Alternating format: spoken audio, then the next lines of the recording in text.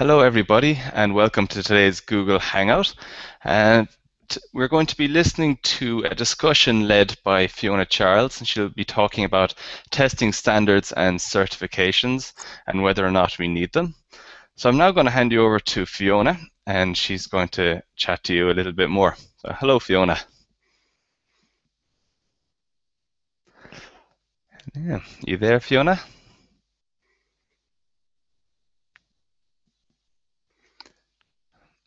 She seems to have disappeared momentarily. She'll be back now in 1 second. If you have any questions that you want Fiona to address during the course of this Google Hangout, you can type them into the comments field on the Google Hangout page. Sorry, the comments field on the test huddle page, and at the end of the Google Hangout, Fiona Charles will start addressing your questions. So I see Fiona's back with us now, so I'm just going to hand you over to her. Hello, Fiona. Sorry about that, everybody. I killed the wrong thing. Sometimes Control-Q is a very dangerous thing on a Mac. Good morning. Good afternoon to those of you for whom it is afternoon. This topic is about certifications and testing standards and whether we need them or not. I don't have much of a prepared talk because I think it's a very current topic, and I'd like to hear what you have to say more than what I have to say. But I will perhaps do a little bit of a preliminary. As perhaps some of you know, a couple of weeks ago at the CAST conference in New York, James Christie gave a talk about the economic basis of standards and relating it to the new ISO standard, the 29119.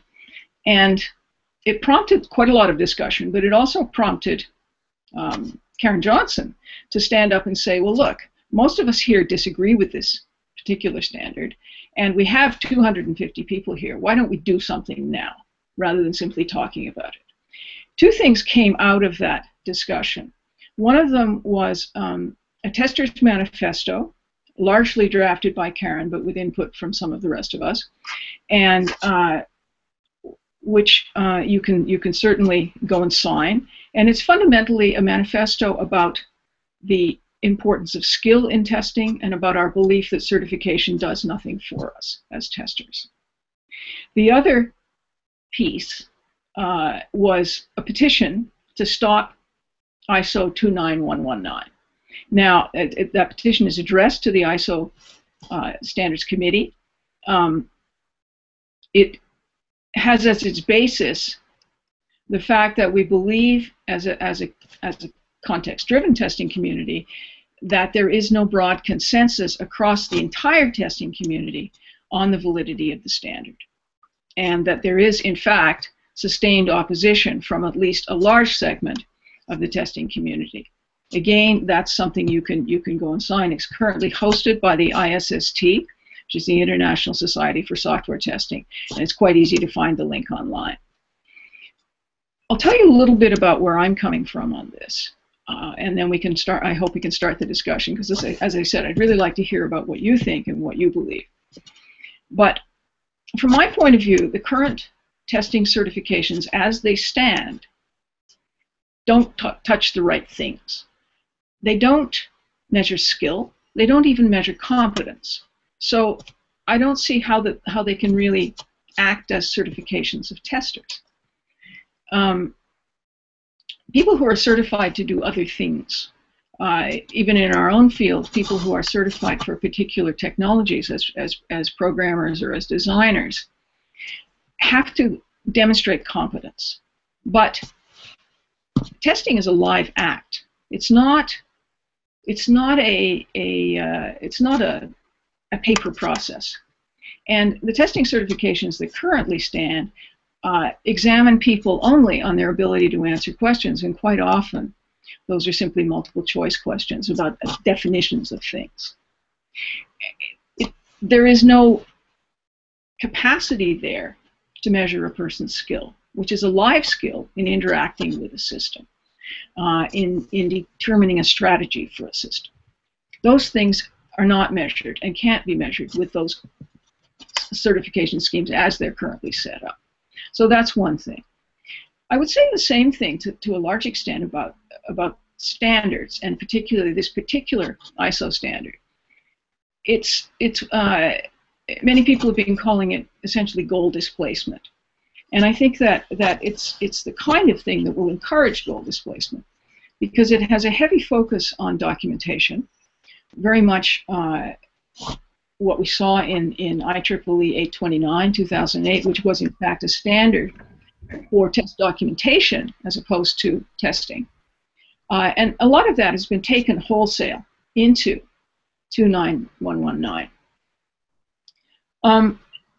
And it's a heavy process definition that fails to take into account the sort of creativity and the intelligence and the thinking that goes into actual testing. So again, I feel the focus is on the wrong thing.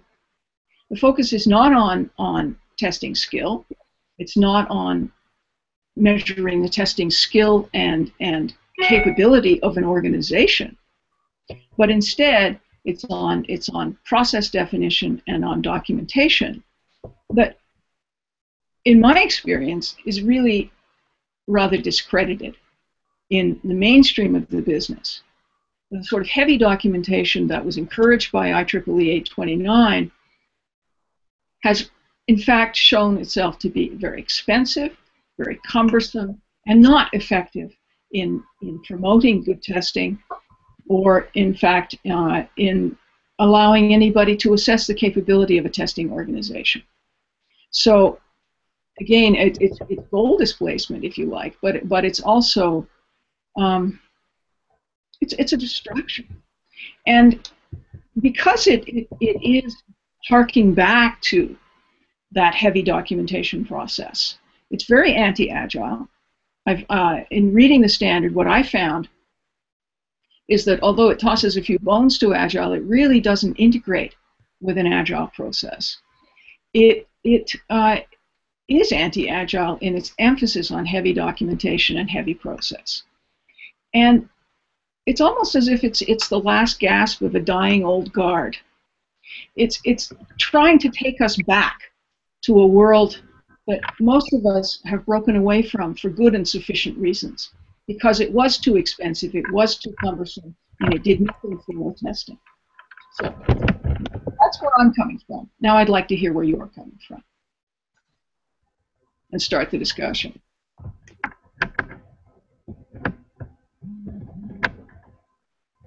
I see James Christie there. I see at least one other face that I recognize. Hi, James.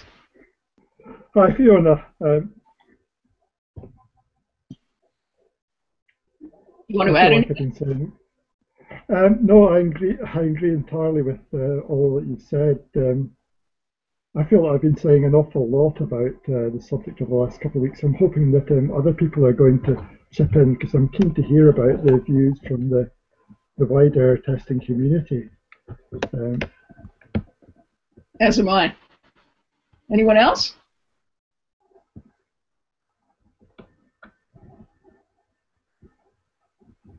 I'd like to hear from someone who believes that both that certification is a benefit, or that the standard is a benefit, and that they gain real benefits from them.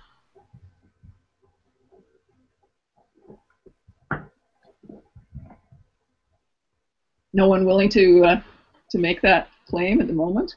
I'm going to log myself back into the test huddle page also to see if anyone has made a comment there.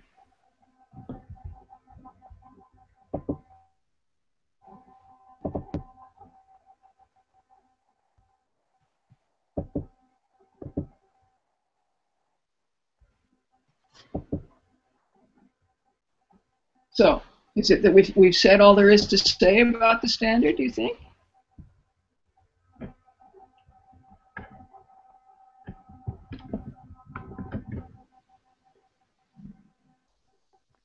I guess there's a lot of shy people out there today, Fiona. I guess there are.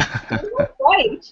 Honest. We can't bite. We're virtual as far as you're concerned. And we're not here to attack people whose points of view are different either.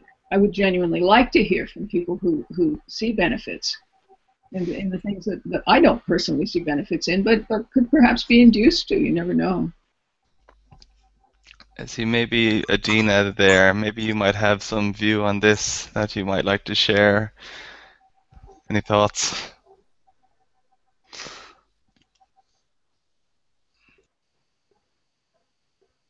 Okay, I see someone else just joined, Richard Bradshaw. Hey, Richard. He's muted too.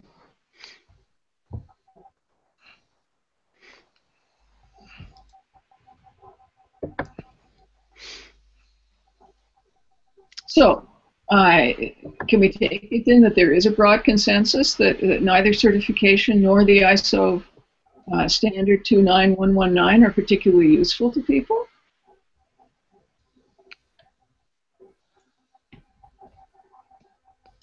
Apparently not. One way or the other. Silence is consent, folks. What do you think?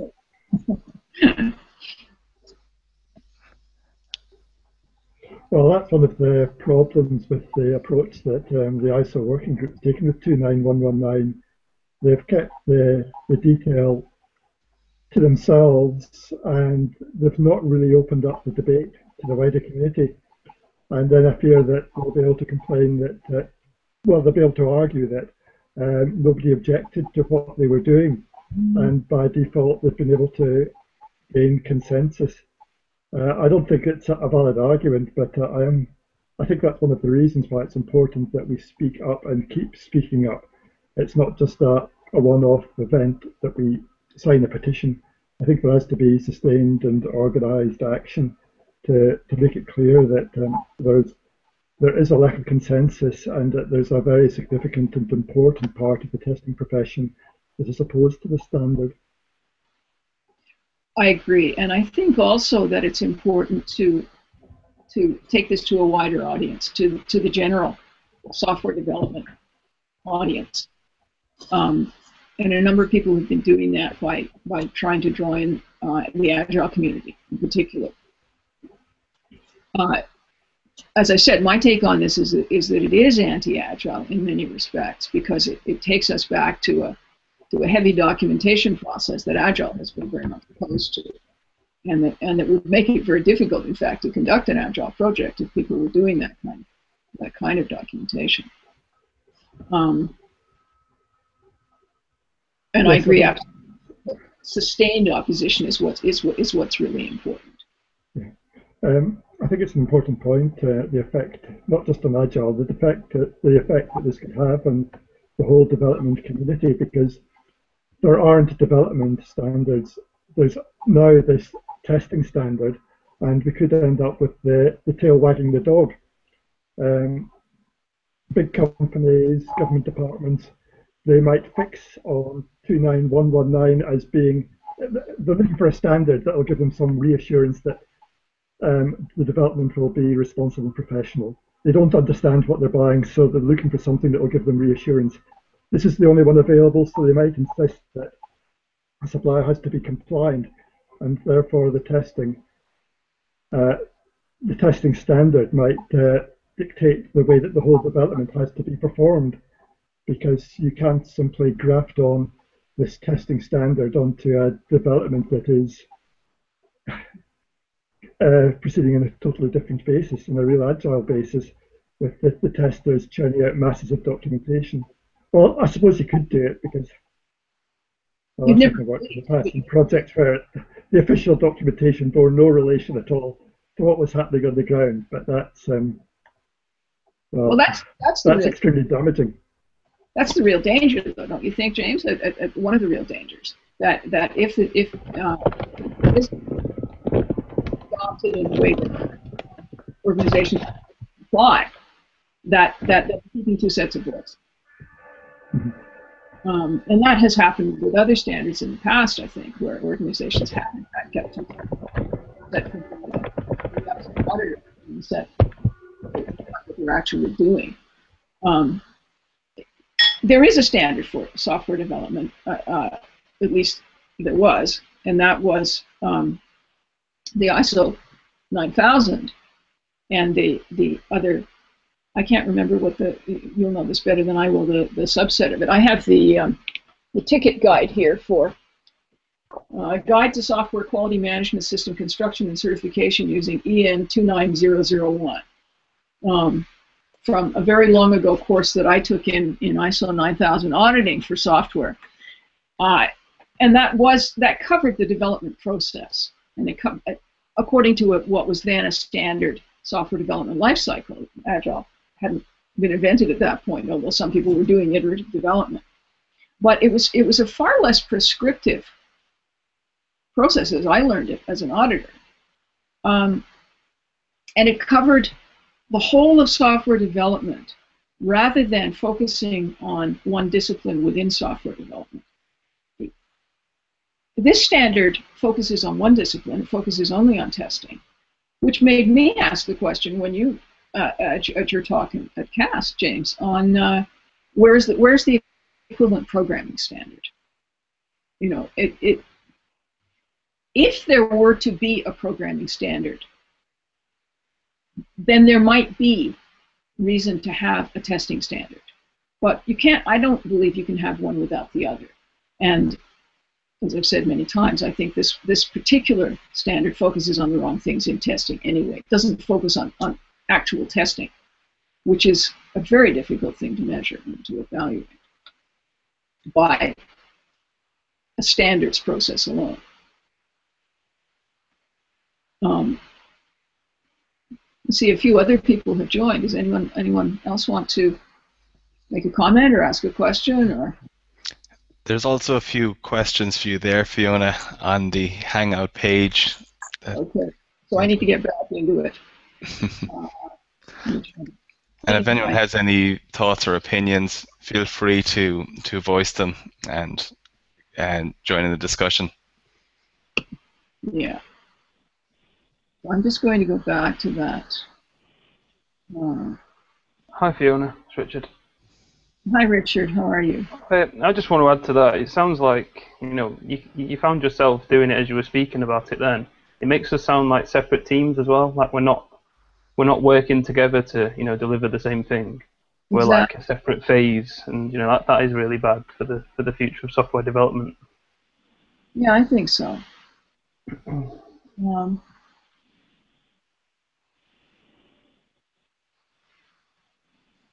It draws it actually what I found very interesting, and I'm not going to do a direct quote here because I'll make a mistake, but in the preamble to the standard, the forward, there's a statement which says something like, testing is the prime risk management process in software development, which I found to be quite a remarkable statement. To me, testing is indeed part of a risk management, an overall risk management strategy, but it's not the only one. It's not even the only. It's not the prime one. It's a primary way of managing risk on software projects. But there are lots of other ways to manage risk, and so there should be. And in fact, risk management should be built into the entire software process. 3 plus 13. That statement itself makes that separation. Plus 85.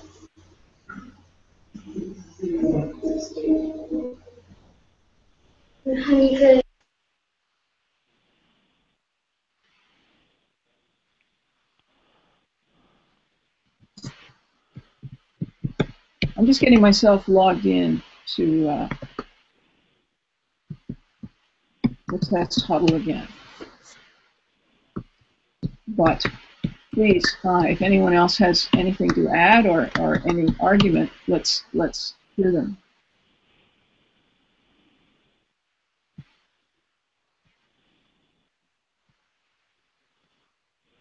Everyone's very quiet here.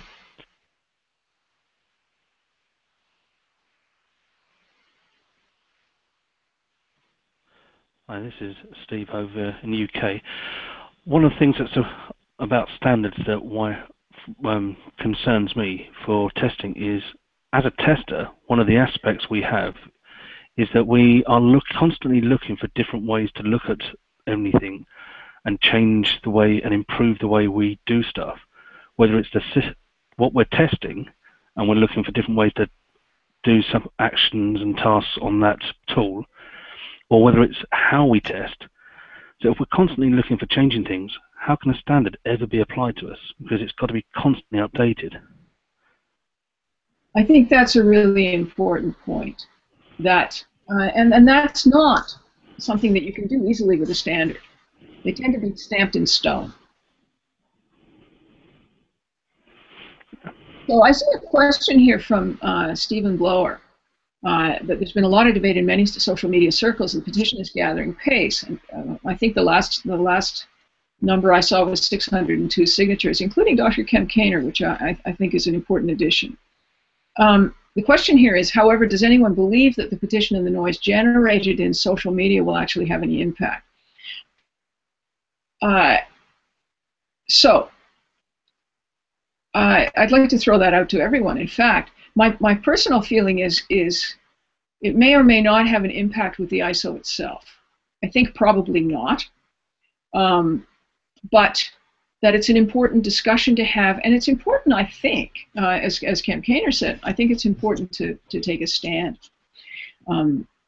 If you don't agree that the standard is an appropriate way to, if in effect, govern software testing, which is what will happen if this standard is accepted, and if it becomes contractually obligated, particularly for things like government projects, then I think it's important to make your opinion, your informed opinion, as a professional tester known.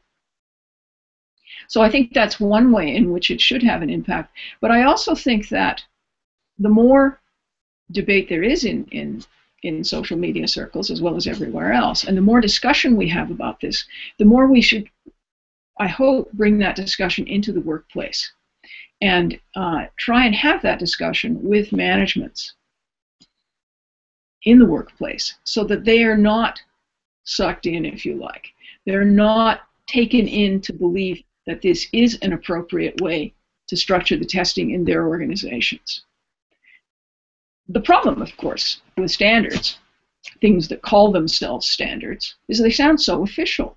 They sound so professional, and like we should all get on this bandwagon, because if we're not doing professional testing, if we're not doing it according to this standard, and that is a very dangerous thing in the hands of managers who don't understand testing, in the hands of contractual lawyers, in the hands of people who issue statements of work. That could compel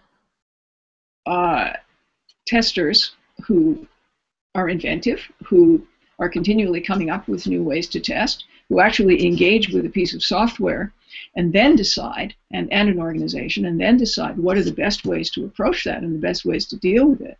That could compel those people to instead follow a rigid, linear process that, by taking their time and energy away from real testing, will in fact result in quite mediocre testing.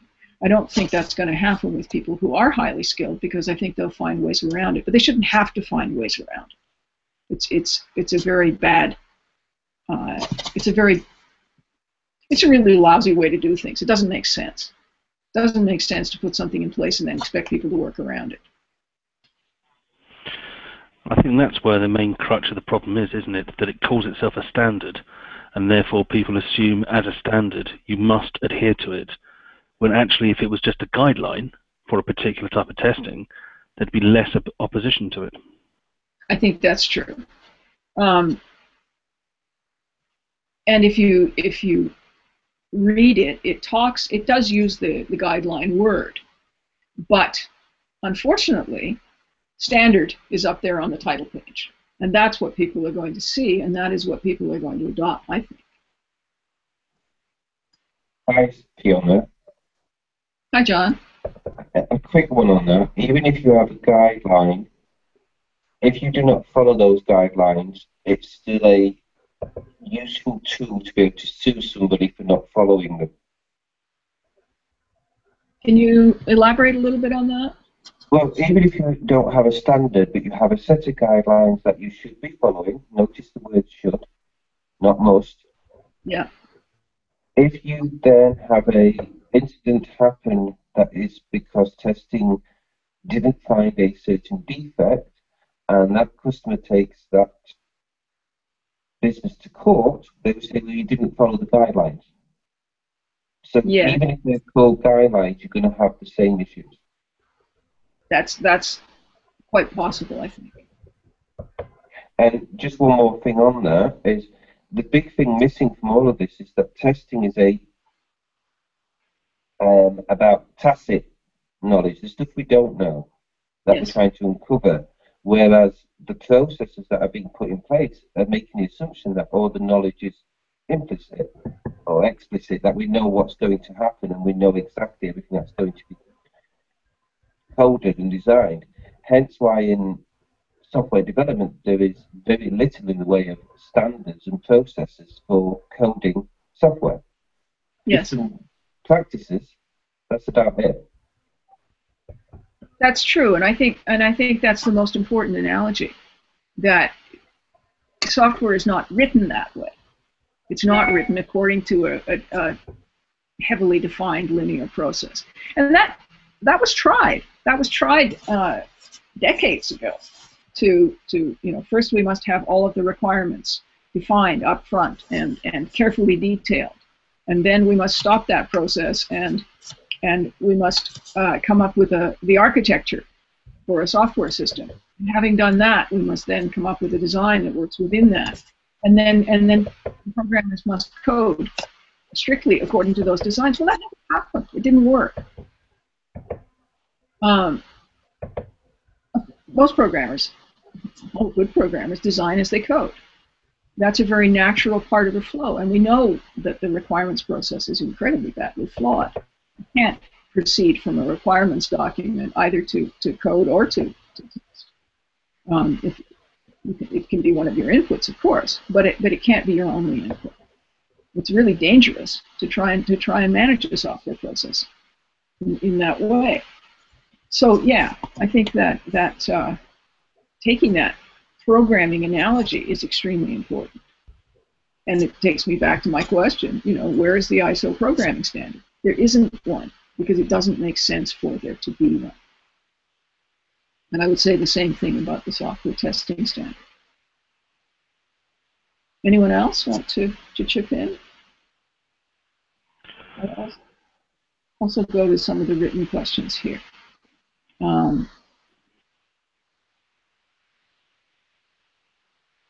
Daniel Wiersma says, I just don't think having a driver's license makes you a good driver. Same goes for working with a standard. It doesn't make you a good tester. Working with a mentor, like explained in the talk of Michael Larson, Harrison C. Lovell at CAS 2014, Coyote teaching you a new take on the art of mentorship will be more helpful. That's absolutely right. No, having a driver's license doesn't make you a good driver, but being tested in order to get a driver's license, I think, does at least evaluate your basic competency. That's not true of current certification processes, for example. I would hate to think that somebody could only be licensed to be a tester using one of the current certification schemes. Anyone want to speak up for certification? Certification, I did the ICEB Foundation myself purely because it gave me a common language to use when talking with other testers. But beyond that, I've looked at the Advanced Test Manager and found that I would argue with most of what it says. Not directly argue with it, but it's not quite in line with reality. And so I find I've taken the decision that certification for me is good at a basic level so that everyone has the basics, but beyond that, we as a testers are living in a creative world and we need that creative scope. I certainly agree with that. I think the danger, and I take your point about everyone being on the same basic level, although I think there are other ways to do that. For me, the certification process is, if you like, an ever-increasing circle. in the sense that people take it for various reasons. Often they're compelled to take it by their managers, who believe again that they're not going to be professional testers or doing testing in a professional way if they're not certified. Other managers pick up that and say, "Oh well, we can't hire people unless they're certified, and then we're going to send them out for further certifications and so on," and it just keeps perpetuating itself, so that the possession of a certification becomes an entry condition for any kind of job as a tester. And we've seen this, I think, particularly in the UK and perhaps in other European countries as well. And it doesn't really serve much of a purpose. In my experience, the people that ask for certification are either one of two reasons. One is they don't understand the job, so the only way they can evaluate someone is going to be capable is if that person is certified, and the other is certain ISO standards require that the staff are qualified, and again, a certification is the only paper way of showing someone's qualified for one of the ISO standards. Right. But would you argue that someone who is certified is qualified? I guess they could be qualified for the ISO standard, but then the ISO standard itself doesn't qualify an organization to do good testing. So it becomes incredibly circular. I would agree that just because you're certified doesn't mean you can do the job. It means you've passed a course, and there are some people that are better academically than they are practically. Yeah. But to me, I'd rather have someone who's practically better than they are academically better. Sure. I'd rather have somebody who can learn, somebody who's incredibly curious, someone who's inventive.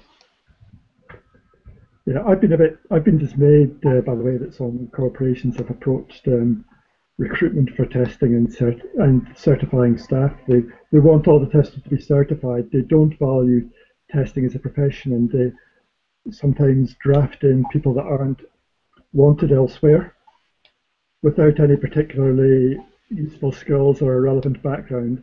They become testers. They're sent on a quick course. They take the exam, and suddenly they are qualified, certified testers. And the company trumpets the fact that, look, we've got all these qualified testers. Right. And the reality is a long way short of their claims. Well, it also becomes, it can become a barrier. I guess on the one hand, I think certification doesn't matter one way or the other. I'm not going to refuse to interview someone who has a certification, nor am I going to jump at interviewing someone who has one. I want to assess the person and their skills. On the other hand, I've had it personally be a barrier. On a project I worked on in the UK, where I was managing testing on a very large project, I found I had a desperate need for skilled performance testers, and I simply wasn't getting any.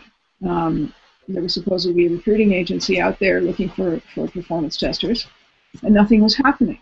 And finally, I took these people by the throat and said, what on earth is going on? And they said, well, all testers on this project contractually have to be ICEP certified, and we can't find any performance testers who are ICEP certified. They were turning away performance testers on those grounds.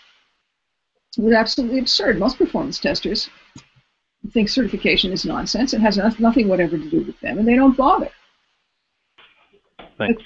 Luckily, I was able to find that it was not a contractual obligation. The contract said ICEP certified or equivalent. Yeah. And once that happened, the floodgates opened, and we had all kinds of performance testers to interview, and we got some very good ones. So that was another case of ignorance, if you like, and misapplication of certification and misapplication of a believed standard. We get a lot of perception problems around these things. Was someone else trying to talk? Sorry. No. Okay, I'm going to go to have a look here at someone else saying the problem with it is that's Stephen, I think, is the name standard. Rainer Ben says, I could imagine that standards are important in areas with high security requirements, for example, aviation industry. My feeling also is that certificates are very welcomed by clients. I found it quite helpful to study for ISTQB foundation level and advanced level. In my opinion, all of this has its value somewhere, but it might not fit to all situations where testing is a topic. I have seen projects which use ISO 9126 to create test maps. These were used to clarify what should be tested. But I think that comes back to context. Some of the processes and some of the artifacts that are mandated by particular standards can be quite useful, not necessarily in the form and using all of the headings that are in those standards. And that's actually one of the things that I found disturbing again about 2119 is it says, oh, you can tailor this, you can choose to be partially compliant, or you can choose to be fully compliant. But in fact, if you're going to do that, and you're going to call yourself partially compliant, then as you go through, say a test strategy template, you're obliged to say why you're not using particular elements. Rather than saying what you are doing, you're obliged to justify what you're not doing. And that, to me, does not make a great deal of sense. I do see that certificates are very welcome by clients, but I think that there are ways in which we can inform those clients better about good testing and not simply have them hire on the basis of certificates.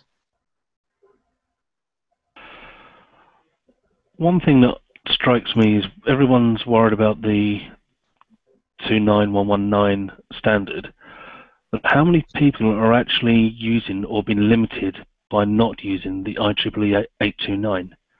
Because that's a standard that exists, and personally, in the 15 years I've been doing testing, I've never worked in a company where we've adhered to IEEE 829. I've worked in many companies that have tried to, and they've become incredibly bogged down in too much documentation.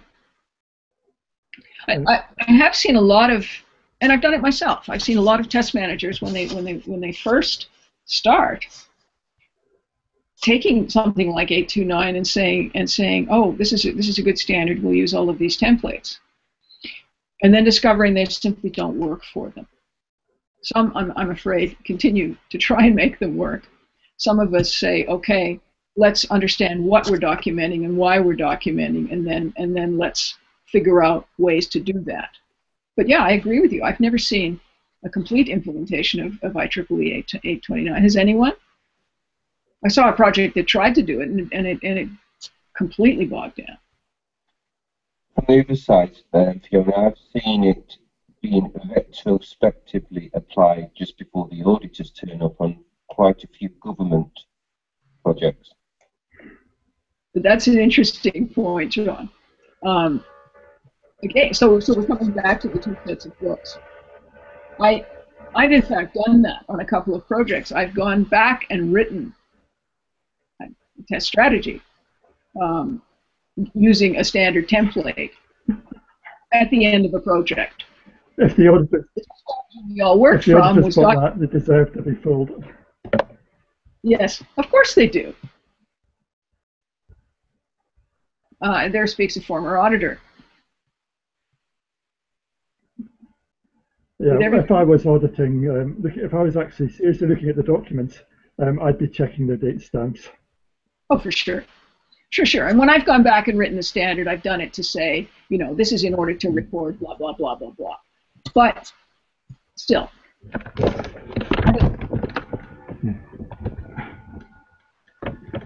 I think 829 was more influential than people realised. A lot of people that maybe don't actually recognise the term or who have never seen the actual standard, if they looked at it, they'd think, oh yeah, that was the template that we had to follow.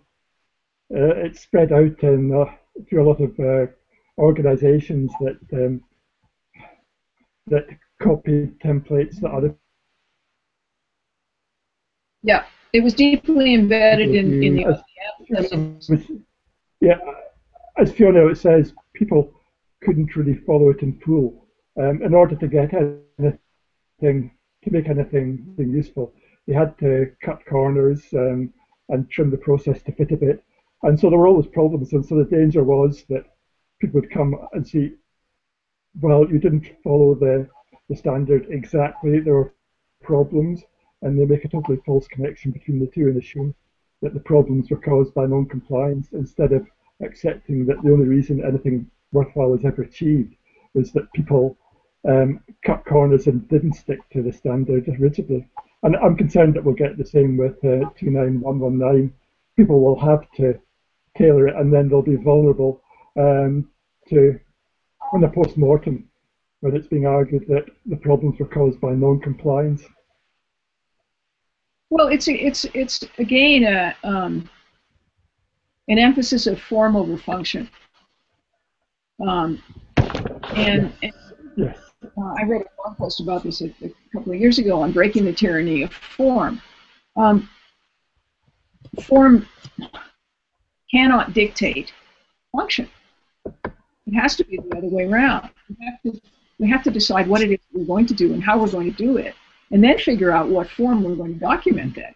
But to say, these are the forms, we must pull them all out and you must comply with these, it drives you down a very rigid and very unagile, and in the end, probably ineffective path, or less effective path, for sure.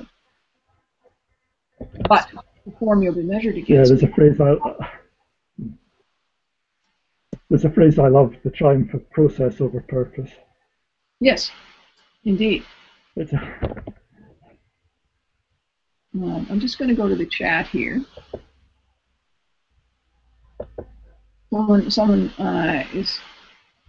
is saying certification needed only to get higher salary, certification versus experience and skills. And yes, that's true. In many organizations, you get the next level of certification and you move up to the next level, and therefore get a higher salary. Leads to a pretty simple kind of mindset, I think. Fiona, I have another question for you here. It's just something that's come into my head. It's the standardization of software testing, so they have someone to blame when it goes wrong. That's context dependent, I think, John. Certainly in some organizations that could be true. But again, if you go back to what I said is in the forward of the standard, is that testing is the primary process for managing risk, then if testing fails, if testing isn't absolutely perfect, then yeah, you've set yourself up to be blamed. Don't you think? I'm not sure. I'm looking at it from the point of view of we're now in DevOps, we're now in developer testers working together closely. I'm thinking if this ever goes to a court case, they will turn and say, well, it's the tester's fault. They didn't find those defects because they didn't follow the standards correctly, etc., etc., rather than say, well, it wasn't architected correctly, the code was incorrectly implemented. I see the standards, and this is probably my issue with it, is that I see it as a tool for being able to blame testers because they are visible, as you said, to manage the risk. I think it runs risk of the opposite as well, where if people do follow it and they don't do the job right, but they followed the standards, they can say, okay, it's not my fault that I didn't find that defect, even though they weren't doing testing properly, because they can say, but I followed the standard, so it's not my fault. Exactly. That's the pitch that's being made by Stuart Reid, who's the chair of the 29119 working group. You were sitting next to me in Madrid, weren't you, John, when we were listening to Stuart saying this, and he said, imagine you're a test manager and there's a serious problem that with an application you're working on, the chief executive calls you in and says, you didn't follow internationally accepted standards. What are you going to say? And I thought it was a dreadful appeal to fear. It's persuading people to follow this, to adopt and comply with the standard, not because it will help them test better, but to protect their backside if anything goes wrong. Exactly. I thought it was rather distasteful. It's paltry. The courts. I'm not a lawyer. I don't have experience of the courts. But my understanding, for example, of a legal definition of due diligence, which I think applies very much to testing, is that you apply is a test of reasonableness. What a person exercising their best professional judgment could reasonably have been expected to do. The courts don't necessarily expect perfection. They do expect you to have exercised your best professional judgment. That, if that becomes linked to following a spurious standard, then I think we're in real trouble.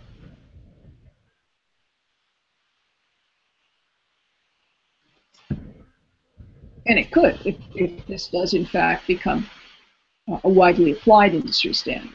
If it's off in a corner and not widely applied, then I think it won't pass the reasonableness test.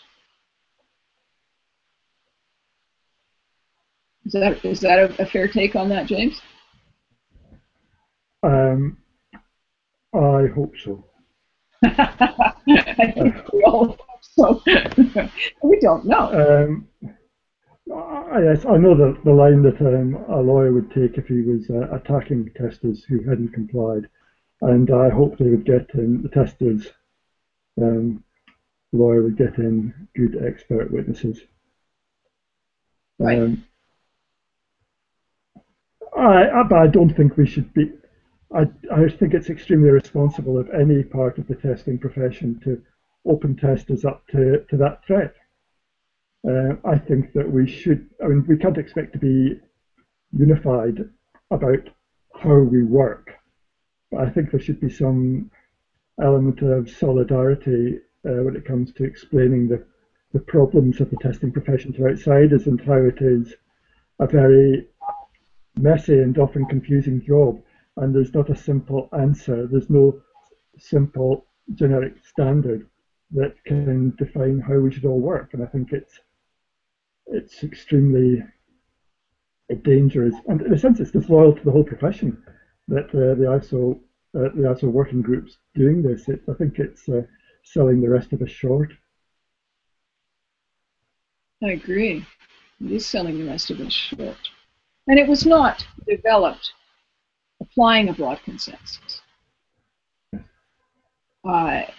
Some of that, I think, is the big company bias built into the working groups requirements. If you have to meet for 6 days, twice a year, at different spots in the world, how are you going to fund that? If you work for a company that funds you while you're doing it, that's great. But for those of us who are independent, that's simply not feasible. There's not only the cost of travel and the 6 days lost work, 8 days lost work probably with travel, and the opportunity cost and so on. Most of us simply could not afford to engage in that kind of process. So it was exclusionary from that point of view, right? And the experiences that I've heard from people who have tried to get involved was, well, they were pretty dispiriting. If people didn't go along with the assumptions, with the mindset of the rest of the working group, if they tried to challenge and improve what was being proposed, they found themselves ignored and frozen out. So it becomes the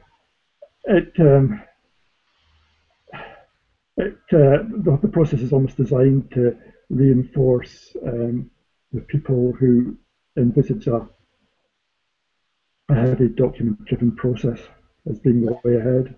Everybody else just gets excluded.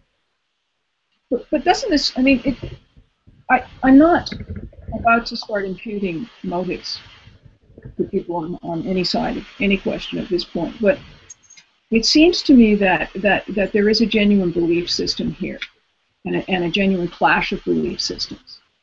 I think there is one large and influential set of people who believe that, and very sincerely believe that if you manage the process, control the process of software development, that you will get a good result at the end. And then there is another group of people who believe that you have to do rather more than that. You have to, in fact, people know how to build. You can't simply give a process to people and expect them to follow it and get a good result. I've seen far too many of the kind of implementations where people tried to follow a process, were audited, they complied, blah, blah, blah, and got an extremely mediocre result. To me, that's an exploded theory, but I think that it's still out there. I think it's still a sincere belief that a lot of people subscribe to. Does other people think that's a reasonable take?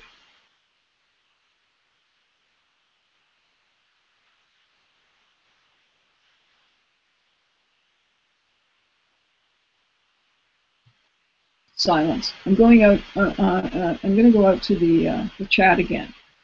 Daniel Veersma says, with testing being a social occupation, it means you can't act today like you did yesterday. You learn today and use that tomorrow. And it's not only that you learn from the software, you also learn from talking around the coffee machine, reading the news, listening to discussions of colleagues, talking to friends, and just life. Your life as it passes by every day, all days. So why do we need a standard for testing? If you learn new things every day and context is different every day, all days. I can see that there could be an argument refuting that from people who are proponents of standards. And that is that those learnings would fit into an overall structured process. I don't believe that the structured process is sufficiently flexible to allow that, but I can see that there are some people who would argue that.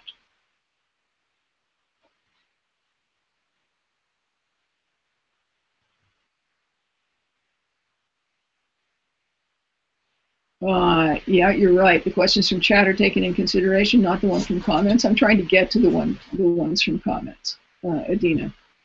Let me see where your question is, because I'm not seeing it, and I don't know why. Do I need to do a refresh? Maybe I do.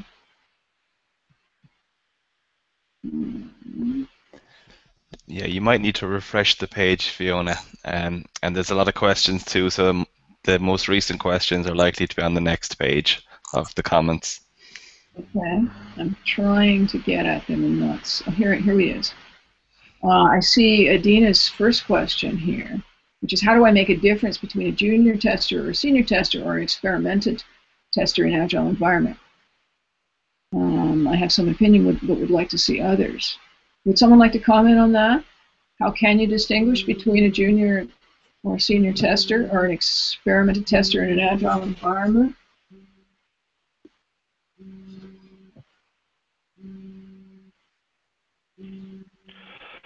I guess from my perspective, from when I've been recruiting people and working with different test teams, the difference that I see between a junior and a senior tester is the creativity, the thought process, the fact that a junior tester will follow instructions and do as they're told and isn't able to think around a problem because of experience, whereas a senior tester, I would expect to think around a problem and be able to approach it from various angles and design the testing, not just do the testing. I think that's one really important distinction. And that kind of relates back to the Dreyfus and I never theory of expertise and how there are different levels of expertise going from novice to expert. I don't have a written copy of it right in front of me, but it does talk about how essentially you go from documented procedures to a point where, as an expert, documented procedures are in fact a hindrance and an impediment to expert work. Excuse me, I'm sorry. I thought I had turned the ringer off. In fact, I had turned the ringer off. Anyone want to comment on that? James, you know more about the Dreyfus syndrome than I do, the Dreyfus process, but it does relate back to that, I think.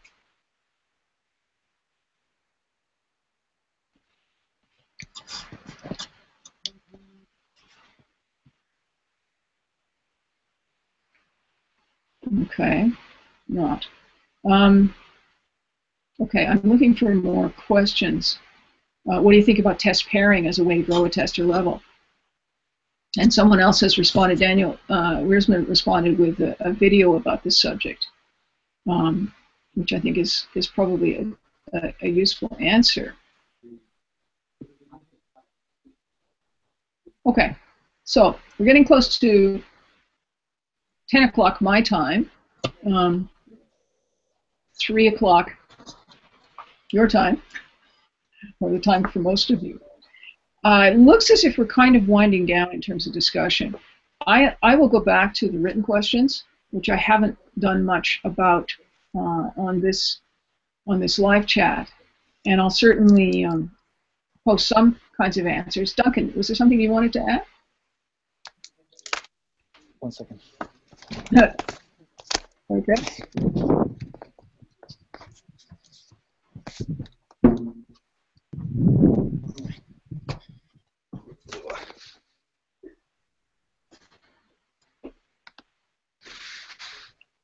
Yep. Yep. So my comment was just about the Dreyfus model and how I've been caught out with that, and I was going to respond to internet trouble. What determines a junior and what determines what was the other axis? Different levels of expertise. Let's take it. Yeah. That kind of. Okay. Yeah. So different levels of expertise. We have different levels of expertise in different parts of the craft. So one person might be an expert at load testing, another person might be better at exploratory testing. And the Dreyfus model burnt me previously, where I started trying to establish a kind of, I broke down the different stuff I do in my job and work out where I was on the Dreyfus level for each of those different things, those different criteria. And then the test manager turned around and used it against me. Interesting. How? Which is a bit frustrating. Yeah, so he noticed where I was a novice. So he started using that to drive my objectives, which is not what I used it for. Right. How might you have done that differently? How might I have done it differently? Not told him I was doing it. Yeah. Just right. Keep it for my internal kind of intrinsic motivation rather than him turn around and use a carrot stick with me. Yeah, that's really unfortunate. Well, yeah, it's unfortunate for the organisation. I left soon after. Right, serves him right. Okay, so if no one has anything to add at this point, I think I'm going to wrap this up because we're just. Just a quick one on this about the Dreyfus model and everything else. There's a thing called broken column. Sorry, you're getting kind of mangled here. Oh, that's nothing new for me. There's something called broken comb skills where each individual may have certain skills more than others, and that makes a really good person to have in an agile team because diversity is what counts. Mm-hmm. So instead of this Dreyfus model, I look at the broken comb model and say, do we have the right skill sets for our teams when we form scrum teams? And we use the broken comb method. So that might be one that may help the person asking that question, is to look at the broken comb model to see how you can get a diverse range of skills in their groups. Rather than junior people, in my experience, make the best testers to begin with because they come in with no prerequisite knowledge of the product. Right. Right, and the Adina, who was the person who asked that question, said that in her opinion, in fact, domain knowledge is one of the things that helps you go to another level. And of course, that's true in a particular context.